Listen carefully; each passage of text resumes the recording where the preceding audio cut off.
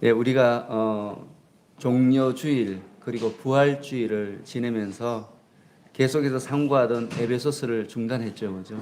그래서 오늘 다시 에베소서를 우리가 상고하게 되는데 지난 에베소서 상고 시간에 우리가 뭘 상고했는가 하면 예수님의 크신 사랑, 우리를 위해서 십자가를 지신 그 사랑은 결코 있어서는 안 된다. 그런 내용을 상고하면서 그와 더불어 그 사랑을 전해준 사람의 그 사랑도 잊어서는 안 된다. 우리가 늘 예수님의 은혜는 가슴에 깊이 품는데 우리 주변에 있는 우리를 돕는 사람, 우리를 위하는 사람의 그 사랑을 잊을 때가 참 많습니다.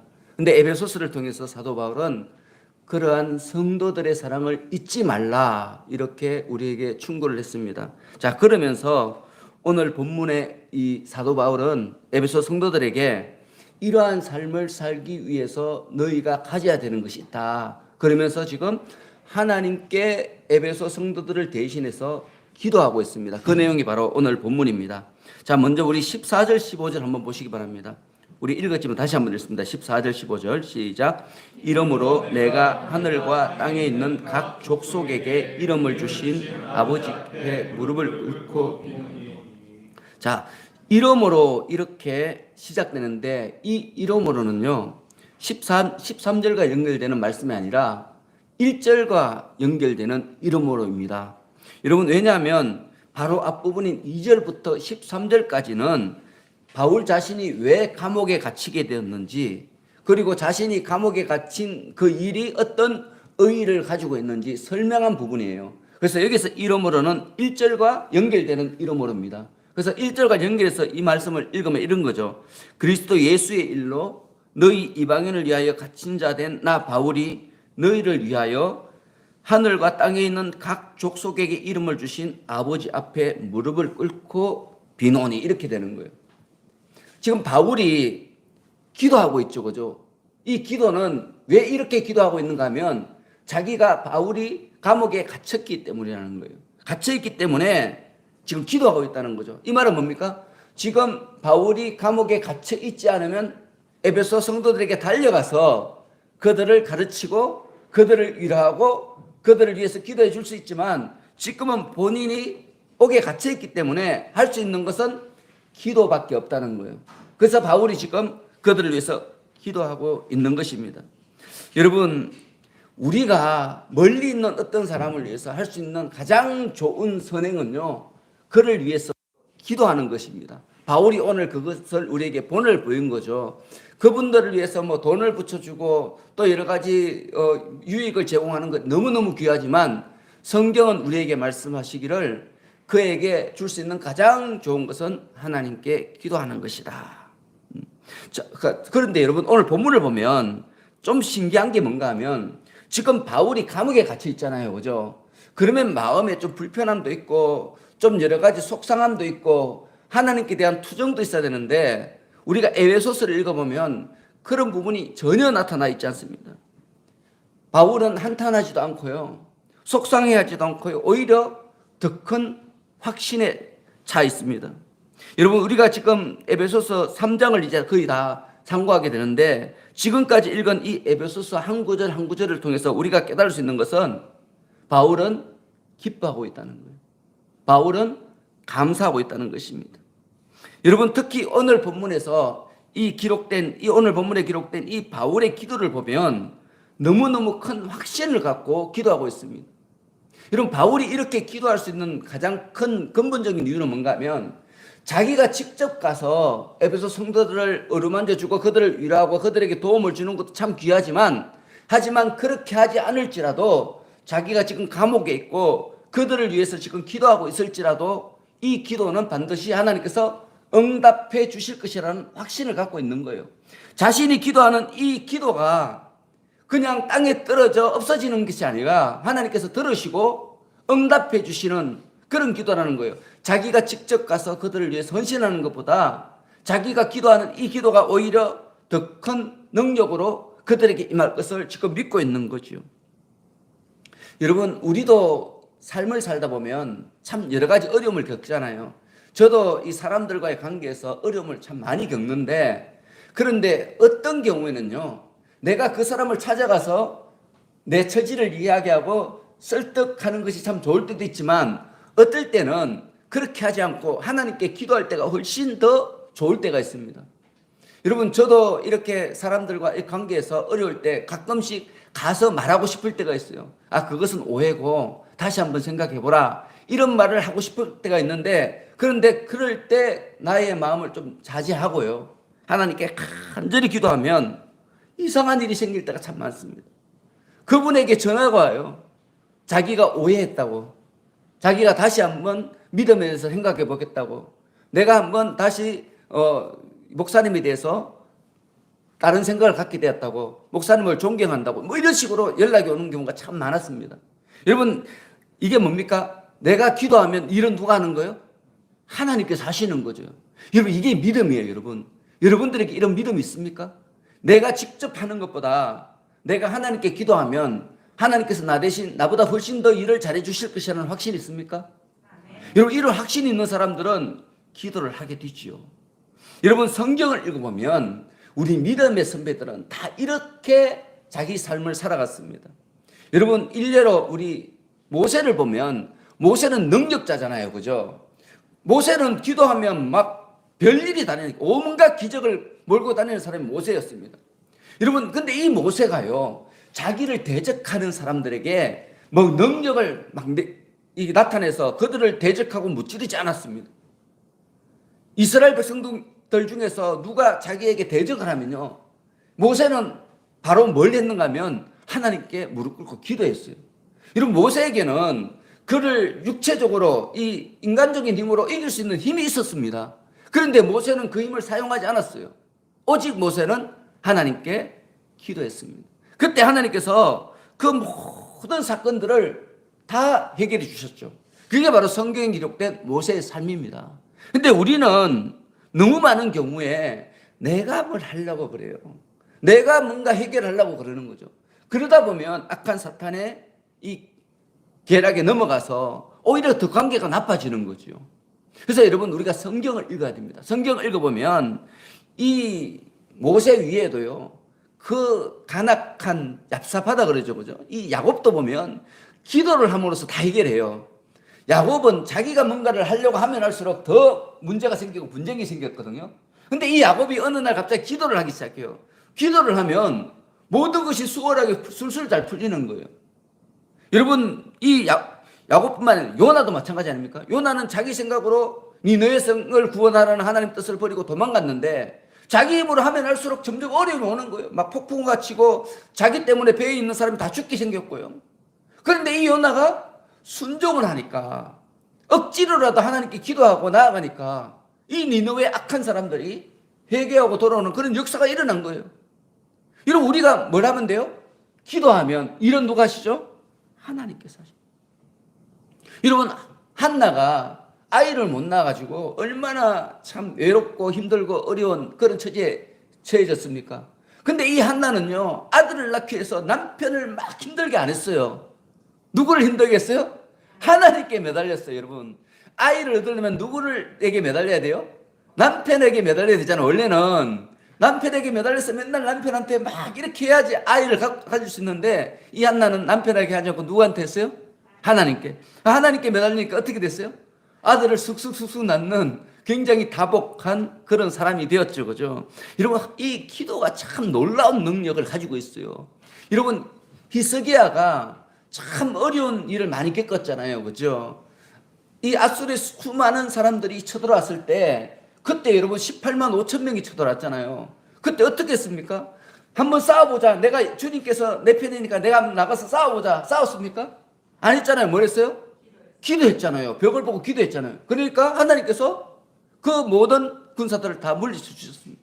여러분, 기도가 이렇게 능력 있는 거예요. 우리 성경을 통해서 그렇게 많은 기도의 능력을 우리가 보았지 않습니까? 그런데 여러분, 어려움을 겪으면 뭐 해요, 솔직히?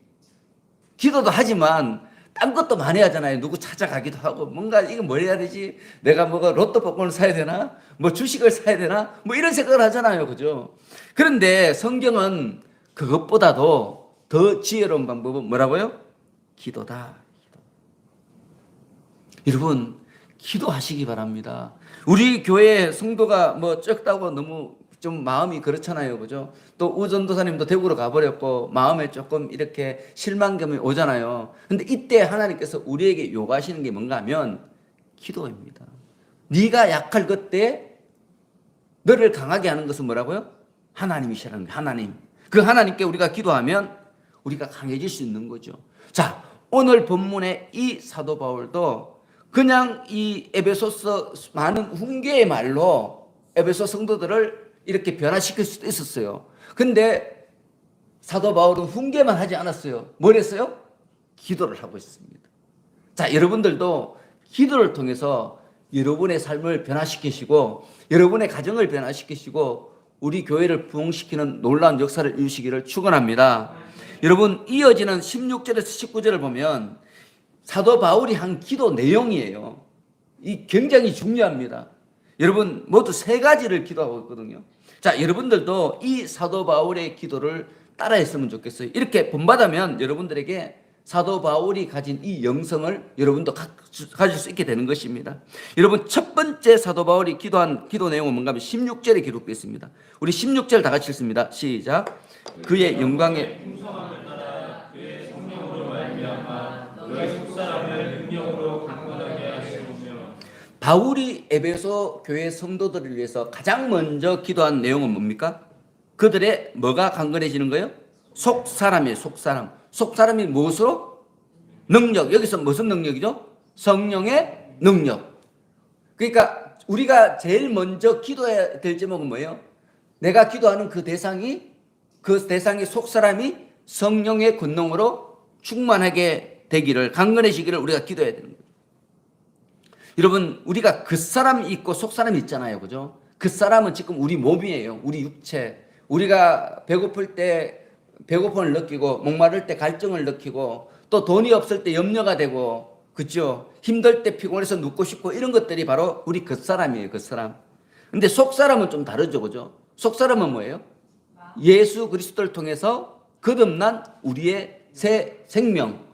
정확하게 말하면 새로운 생각, 새로운 의지, 이런 것으로 우리가 이야기할 수 있어요. 왜냐하면 우리 속사람은 영적인 거기 때문에 그래요. 눈에 보이는 게 아니고 잡아지는 게 아니고 우리 속에 있지만 표시가 나지 않아요. 있는지 없는지 아무도 몰라요. 눈으로 보이지 않기 때문에.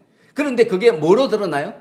우리의 성품, 우리의 삶, 우리의 생각, 이런 것도 드러나는 거죠. 그죠? 근데 오늘 본문에 보면 사도 바울은 우리가 새롭게 예수를 믿음으로써 생겨난 어떤 생각, 어떤 의지, 어떤 결단, 이런 것들이 성령의 권능으로 강력해져야 된다, 이렇게 말하고 있는 거죠. 여러분, 이 말은 뭡니까? 우리가 예수를 믿지만, 그래서 예수로 말미암아 속사람이 새롭게 이렇게 태어났지만, 그럼에도 불구하고 우리가 성령의 권능으로 충만해지지 않으면 능력으로 역사되지 않는다는 거예요. 여러분, 이해 가십니까? 그래서 우리가 우리 성령의 권능으로 충만해지는 이 역사를 우리가 체험해야 된다는 것입니다. 여러분, 너무 많은 사람들이 예수를 믿으면 자기가 굉장히 영적으로 높아진다, 이렇게 생각해요. 그냥 높아진다고 생각하는 거죠. 여러분, 많은 사람들이 보면 어릴 때 예수 믿은 사람들은 참 겸손한데요, 연세가 드셔가지고 한 50, 60대에서 예수 믿은 사람들은요, 조금 은혜 받으면 굉장히 교만해져요. 자기가 모든 것을 다 아는 것처럼. 모태신앙인 청년이 있는데 자기는 예수 믿은 지 한 2년밖에 안 됐거든요. 근데 막 청년에게 막 가르치려고 그래요. 왜 그럽니까? 자기가 영적으로 어른이라고 생각하는 거예요. 여러분, 이게 굉장히 위험하고 어리석은 생각입니다. 왜냐하면 제가 늘 여러분에게 강조하잖아요. 우리가 거듭날 때 어른으로 거듭나요? 아기로 거듭나요? 아기로 거듭나요. 그걸 알아야 돼요. 여러분, 60에 예수를 믿은 사람도 어린아이로 새롭게 태어나고요, 30에 예수를 믿은 사람도 어린아이로 다시 태어나고요, 태어나면서부터 예수를 믿은 사람도 그때 하나님께서 거듭남의 은혜를 같이 부어주시는 거죠. 여러분, 그런데 너무 많은 사람들이 자기가 나이가 많다는 이유로, 또 자기가 예수를 어느 정도 오래 믿었다는 이유로 자기가 굉장히 영적으로 어른이라고 생각해요. 자기가 기도할 때 성령의 권능이 나타난다고 자신이 어른이라고 생각해요.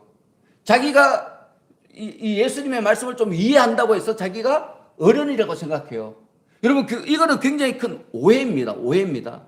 그거에 대해서 우리에게 설명한 책이 뭔가 하면 고린도전서예요. 고린도전서가 특히 그것에 대해서 굉장히 강력하게 말하고 있습니다. 여러분, 고린도 교회 성도들은요, 거듭난 성도들이에요. 말씀을 굉장히 많이 하는 사람들이었어요. 얼마나 많이 하는가 하면 나는 바울의 제자다. 나는 아볼로의 제자다. 나는 그리스도의 제자다. 이런 식으로 자기가 막 자부심을 가질 만큼 하나님의 말씀에 대해서 농통했습니다. 농통했어요. 그리고 은사가 얼마나 충만했던지 은사가 너무너무 많아가지고 방언은 은사도 아니었어요. 그 정도로 이 고린도 교회는 은사도 많고 성경 말씀도 엄청나게 많이 아는 그런 교회였습니다. 그런데 그렇다고 해서 이 고린도 교회가 영적으로 어른이었냐? 근데 바울은 그렇지 않다 이렇게 말하고 있습니다.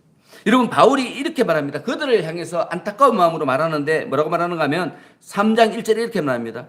형제들아, 내가 신령한 자들을 대함과 같이 너희에게 말할 수 없어서 육실에 속한 자 곧 그리스도 안에서 어린아이들을 대함과 같이 너희를 대한다 이렇게 말하고 있습니다. 여러분, 이 고린도 교회 성도들은 자기들이 다 영적으로 충만하다고 생각했어요. 영적으로 어른이라고 생각했거든요. 왜냐하면 은사가 일어나고 병자 손 다음에 병이 낫고 막 이러니까 나는 이제 영적으로 어린이라 생각했는데 바울은 그렇지 않다는 거예요. 너희는 여전히 어린아이라는 거예요. 여전히 어린아이다. 그러면서 바울이 14장 20절에 이렇게 말합니다. 형제들아, 지혜에 장성한 사람이 되라. 여러분, 우리가 성령 권능 받아서 사람 병자를 고친다고 해서 영적으로 어른이 아니에요, 여러분. 그걸 아셔야 됩니다. 영적인 어른은 누구예요? 영적인 어른 누구예요? 어떤 사람이 영적으로 어른이죠? 하나님의 뜻을 알고 행하는 사람이에요, 여러분. 그거예요. 여러분들에게 은사가 있다고 어른이 아니고 여러분의 삶이 어떻든지 간에 하나님의 뜻 가운데 있으면 영적으로 어른이 되는 거죠. 내가 하나님의 뜻 가운데 있는 시간이 많으면 많을수록 나는 더 어른이에요. 내게 하나님의 말씀이 있고 하나님의 은혜가 있고 하나님 주신 은사가 있더라도 내가 이 세상 살아가면서 예수님의 사람으로서 예수님의 제자로서의 삶을 살아가지 않는다면 그는 영적으로 여전히 어린아이라는 거죠. 내가 얼마만큼 하루 24시간 중에 하나님의 뜻대로 살아가느냐, 그 비율이 영적으로 내가 얼마나 어른이냐 아기냐 하는 것이 정해지는 거죠. 여러분, 우리가 성경을 읽어보면 구약 성경에 보면 에스더서를 읽어보면 에스더가 나오죠. 그죠? 이 에스더는 우리가 볼 때는 참 믿음이 없어 보여요. 왜냐하면 포로로 잡혀가서 포로의 자녀예요. 부모도 다 돌아가셨고 외삼촌인 모르드게 밑에서 컸어요. 그러다가 어쩌다가 이 왕비로 뽑혔어요. 근데 뽑혔는데 이 에스더는요, 소수민족이기 때문에 이 여왕인데도 힘이 없었어요. 이 왕 앞에 나가면 죽어요. 그냥 왕이 오라고 해야 갈 수 있는 그런 처지였어요. 그런데 이 외삼촌 모르드게가 지금 하만이 아주 악한 흉계를 꾸미고 있으니까 이것을 왕에게 말해라. 그래서 우리 민족이 죽지 않도록 살려달라 이렇게 말하거든요. 근데 이 모르드게의 부탁은요, 에스더의 입장에서는 할 수가 없는 부탁이었어요. 불가능한 입장이었어요. 왜냐하면 이 왕비라도 왕이 오라고 해야 갈 수 있거든요. 그냥 나가면 죽어요, 그냥. 그런데 지금 모르드게가 나가라는 거예요. 그때 에스더는 나는 못 갑니다 하지 않아요. 어떻게 합니까? 내가 3일 동안 금식하겠습니다. 나뿐만 아니라 내 시녀도 금식하게 하겠습니다. 외삼촌, 우리 다른 유다 모든 백성들도 저를 따라서 금식하게 해주십시오. 그리고 제가 죽으면 죽으리라는 마음으로 왕에게 나가겠습니다. 이렇게 고백하거든요. 여러분, 이게 믿음이라는 거예요. 믿음은 이런 거예요, 여러분. 믿음이 장성한 것은 뭔가 하면 나에게 주어진 어떤 상황이 나에게 덕이 되든 나에게 실이 되든 오히려 나를 넘어뜨리고 나를 죽음으로 이끄는 일일지라도 그 일이 하나님의 영광을 위해서 맞는 일이라면 믿음으로 따라가는 거예요. 순종하는 거예요. 이게 바로 진짜 장성한 분량의 믿음인 거죠. 여러분, 그러므로 여러분들이 진짜 내가 믿음이 성장한 사람이다, 내가 다른 사람을 가르칠 수 있는 선생으로서 충분히 제자로서 설 수 있다, 이것을 뭐로 우리가 분별할 수 있는가 하면 내가 얼마만큼 하나님의 뜻 가운데 살고 있느냐 이거예요. 어떤 한 사람을 대할 때 그때 대할 때마다 내가 예수 그리스도의 그 성품을 갖고 어떤 사람을 대하는 그 시간이 많으면 많을수록 나는 어른이고요. 그 시간이 적으면 적을수록 나는 어린아이인 거예요. 그래서 여러분, 진짜 믿음이 있는 사람은요, 은사가 많은 사람이 아니에요, 여러분. 예수를 믿고 온유한 사람, 예수를 믿고 담대한 사람입니다. 그런 사람이 진짜 믿음의 사람이죠. 근데 너무 많은 사람들이 예수를 믿고 은사를 받으면 어른인 줄 알아요. 여러분, 은사는 하나님이 때에 따라서 아무나에게 주는 거예요. 오늘 보면 우리 고린도서 읽어보면 엉망인 사람들인데 은사가 넘쳤잖아요, 그죠? 그러니까 은사로서는 우리가 그 사람의 신앙의 분량을 점검할 수가 없습니다. 오직 성령에 충만하신 이 성령의 열매가 얼마만큼 맺혔느냐, 거기에 따라서 우리가 그 사람이 성숙한 그리스도인인가 아닌가 그것을 알 수 있는 거죠. 여러분, 왜 이렇게 성숙도가 중요한가 하면